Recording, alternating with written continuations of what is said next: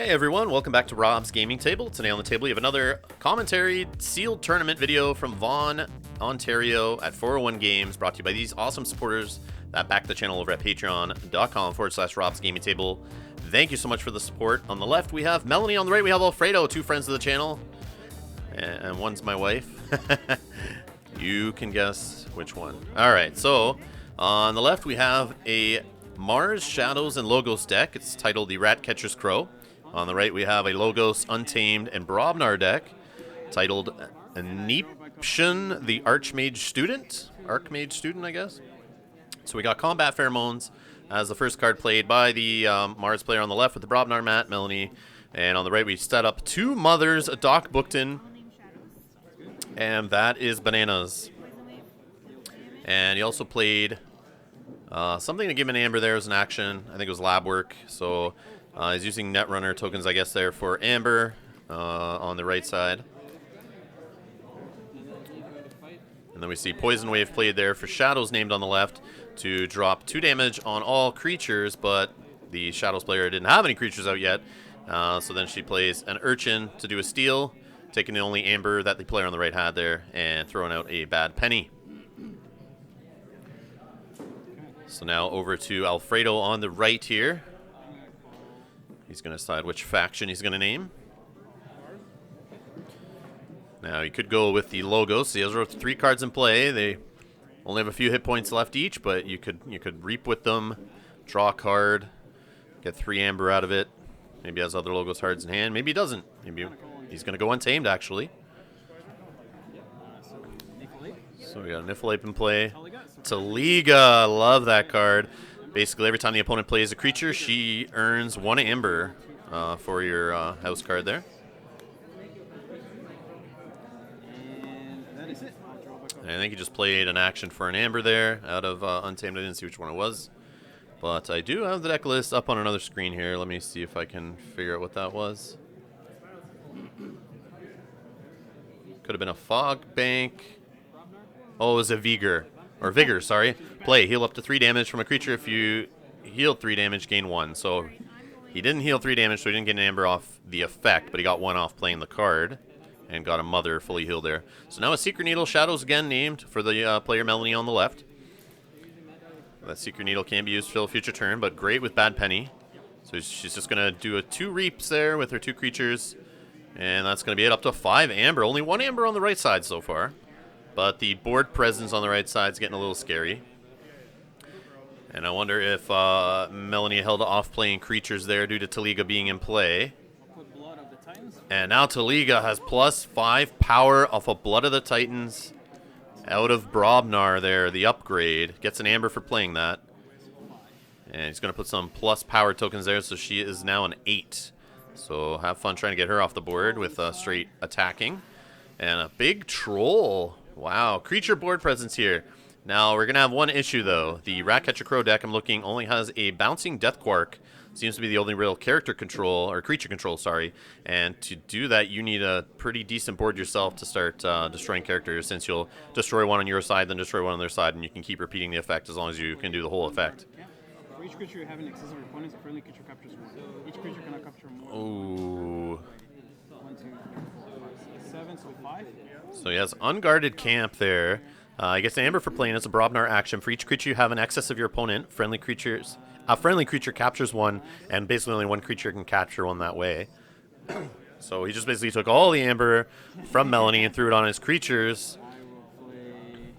So again, not having a reset really in the deck other than Bouncing Death Quark means she's going to have to fight to kill those creatures. Take another look here. Maybe there's another way she can get out of this, but I don't see. It's a Key Abduction deck. That's one thing to note on the left. 2 Mothers is a little... I mean, there's Mothership support, but that's just some damage dealing. And none of the archiving your opponent's creatures like you see in some Mars decks. And Shadows, only 1 Poison Wave. We've already seen that played. She's got 3 Urchins, though. So if she just switches into race mode and maybe tries to go quicker, the only problem is you got 5 Ambers sitting on creatures across the board that you've been set back. And I don't see Alfredo popping a reset anytime soon. Let me see. He's got a Headhunter out there now. He's sitting on 3 amber.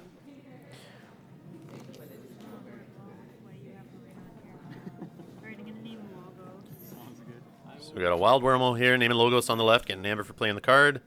Into a Lab Work, gets another amber for that, and gets to archive a card.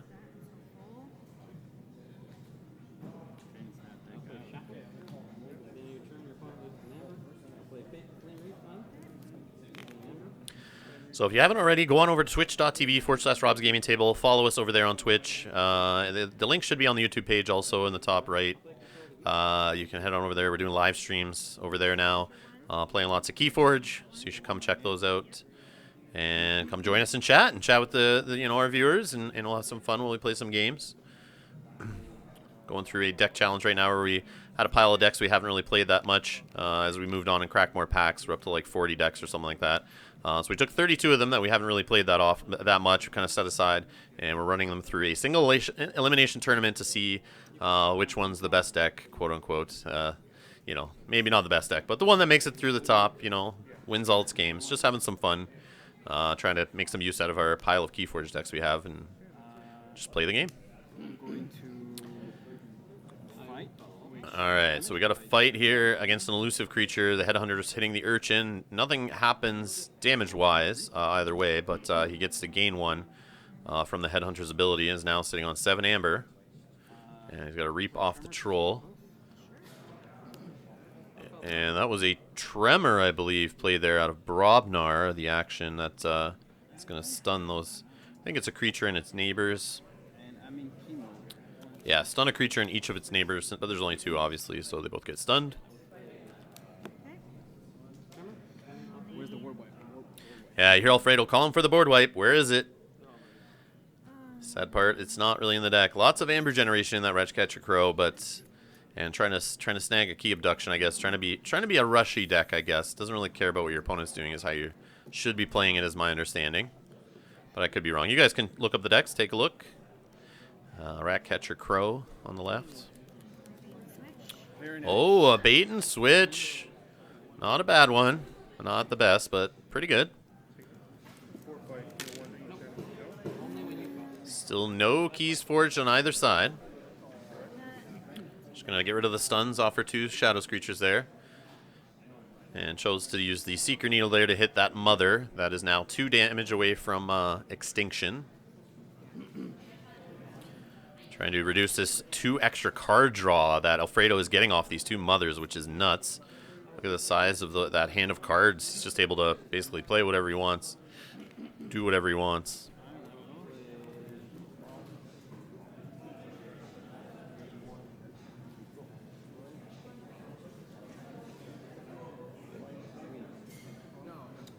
He's going to go Brobnar again. Another Tremor. He's got 2 in the deck. So stunned again. Just setting the opponent back. Definitely slowing down this deck. So he's got the fight against the elusive again. Urchin. Gains 1 for fighting. Doesn't take any damage. And a reap off the Troll. And he's going to do Anger. Getting an Amber for that. Going up to 7. He's going to ready and fight with a creature. You can pick anyone who's already ready. Do as much as on the card. And now he's going to fight, ignoring elusive with the Nipple Ape. Doesn't matter since it already was attempted to be fought once. But the Nipple Ape will take a damage back. So that's a check with 7. Back over to Melanie here.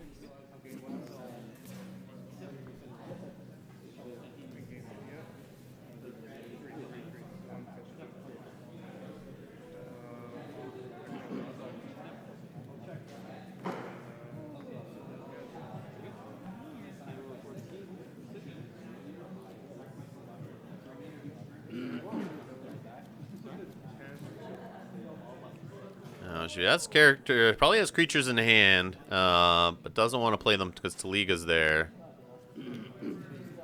She just needs to find that bouncing Death Quark to get rid of the Taliga and maybe the Mothers. Try to get some other creatures on the board, obviously, on her side. But if she can get a couple to bounce, get rid of Taliga and some Mothers would be a good start here. So Zorg, that's a heavy hitter. And he comes in stunned. And Taliga triggering a power. Alfredo forgot there. Melanie's nice enough to remind him. It's got to happen. It's a constant ability. Both players must be making sure that happens. Looks like she discards a Mars action there. That is Martians make bad allies. Play, reveal your hand, purge each revealed non-Mars creature, and gain 1 amber for each card purged this way. I mean, that's a way to put your creatures to use if you don't want to play them for Taliga. And Zizix the Many coming into play. Taliga gain another amber. Well, you got to do it, though. You got to get creatures in there to help destroy her if you have no way of getting rid of that Taliga off the board. And she discards a Mind Warper. And now we have our first Keyforge there on the right side. That's 6 cost. Now there are, let's see, I think there are some, yeah, she's got a jammer pack in the Mars side of things there to increase the opponent's key cost by 2. So a little bit of key slowdown, but not much. But then again, she puts any of that stuff out there. Alfredo's got the bodies to just throw at it to kill the creature. That's holding that upgrade. But yeah, double mother to start. Ugh. Taliga early also. That's a lucky start for Alfredo for sure. Just looking at the cards in his deck. Take that, Smarty Pants. Doesn't do anything, but just for them. So he's playing Take That Smarty Pants action out of Brobnar just for the amber. It's got play, steal 2 amber from your opponent as 3 or more logos cards in play, but obviously we don't see enough logos cards in play yet on the left side. So the troll kills Zorg, and we'll take 7 back. So he's 1 away from dying, which is nice Seeker Needle territory. This guy is going to fight. And now Zizix the Many is going to get a punch in the face from the Headhunter there. And he's getting loot the bodies bonuses there off that action he's got sitting out there. Every time he fights, or every time, an opponent's creature is destroyed. It's that one, isn't it? Yeah. 3. Oh, 3. Okay.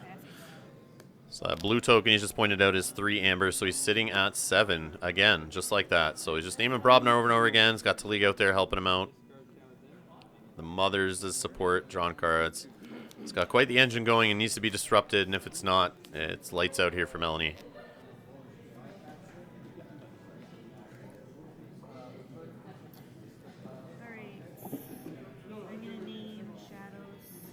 So Shadows again. She's going to unsun Bad Penny. And she doesn't Seeker Needle the troll. She actually Seeker Needles the Mother. Which, I don't know. It's running out of damage tokens here. So Master Plan coming into play. It's got a play effect. You're going to have to take a card from your hand, put it underneath it, and then as an Omni later, you can sacrifice Master Plan to play that card underneath it. And of course, you gain an amber for playing Master Plan. So she's now up to 6. And she's going to get another one up to 7 and archive a card off Hidden Stash there. That's Shadow's action.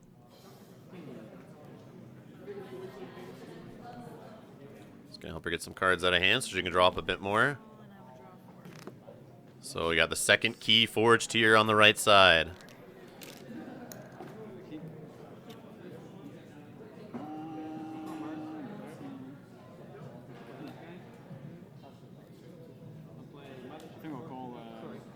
So we got Untamed now.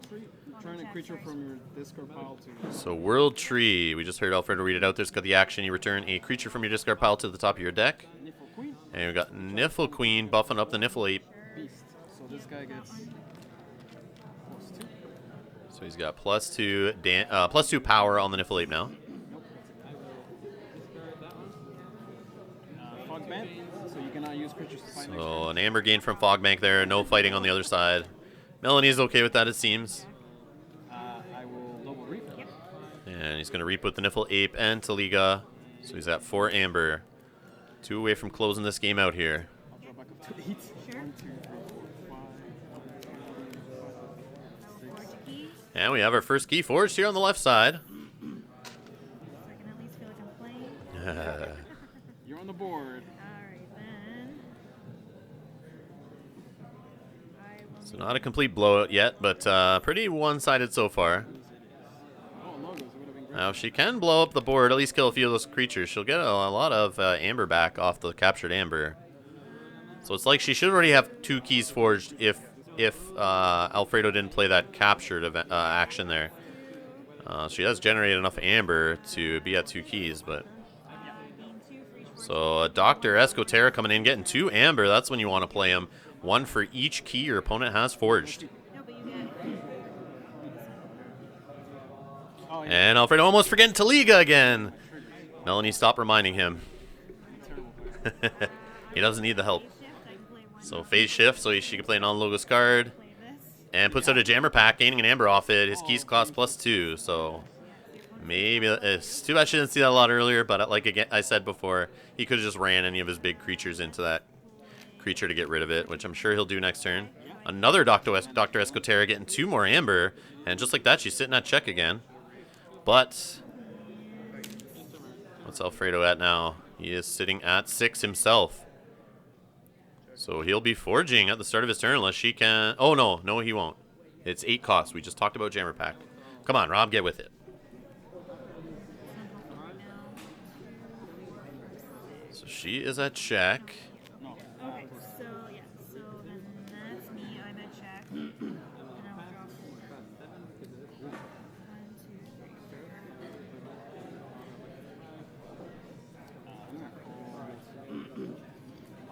So Untamed called again on the right side here.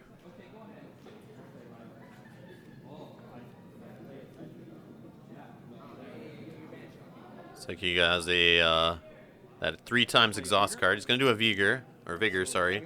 Gain an amber, 3 damage from a creature if he does gain another one. So I'm sure he'll do it off the mother that the Seeker Neil's been working on all game. Salt in the wound. If I do, I gain a number. So he's up to 8. Yeah, Nocturnal Maneuvers, that's the card I was talking about. Exhaust 3, all 3 of those creatures exhausted on the other side. A very control-y deck here on the right side. So basically, you pick 1 creature, then you're fighting against 3. That one doesn't let you spread it. 6, 7, 8. 8 against 4. So Taliga's going to run into Dr. Escoterra and destroy the Jammer Pack. Makes sense. I'm sure they'll be coming out shortly. She's going to take a couple damage back. 4, actually. But she's still like 4 away from dying. Thanks to that blood of the Titans on her there. And he's going to do Reap with Niffle Queen and Niffle Ape. Get 2 more. And unless she has like an Effervescent Principle or something, which I'm not even sure is in that deck. I'll check right now. So we got the second Keyforge here on the left side. Yeah, no Effervescent Principle. Only 1 bait and switch. I think that's all you can have in a deck. And 5 on the other side. Okay. So he's sitting at 11 amber, it looks like there, based on those tokens. Yeah. Those 2 being alive are a huge problem. Bait and switch incoming, second copy.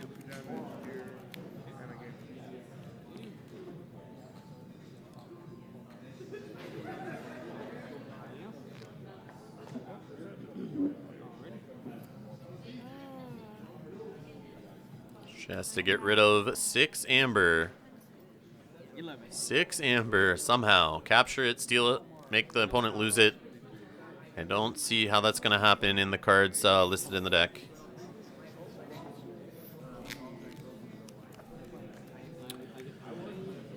While we're waiting to figure out if you guys want to support the channel, the link is in the description below to head on over to Patreon. Come on over, subscribe to us on twitch.tv/Rob's Gaming Table. Also, subscribe here on YouTube if you're new. Hit that little alarm bell button to be notified when new Keyforge videos go live. And yeah, it looks like it's it. So congrats to Alfredo on that win. Thanks to both players for playing on camera. Thank you to everyone for watching. I appreciate it. So we got lots more Keyforge coming up on the channel, so make sure to subscribe and stick around. And make sure you hit that like button on all the Keyforge videos to let me know you like them. All right, thanks a lot, and I'll see you in the next one.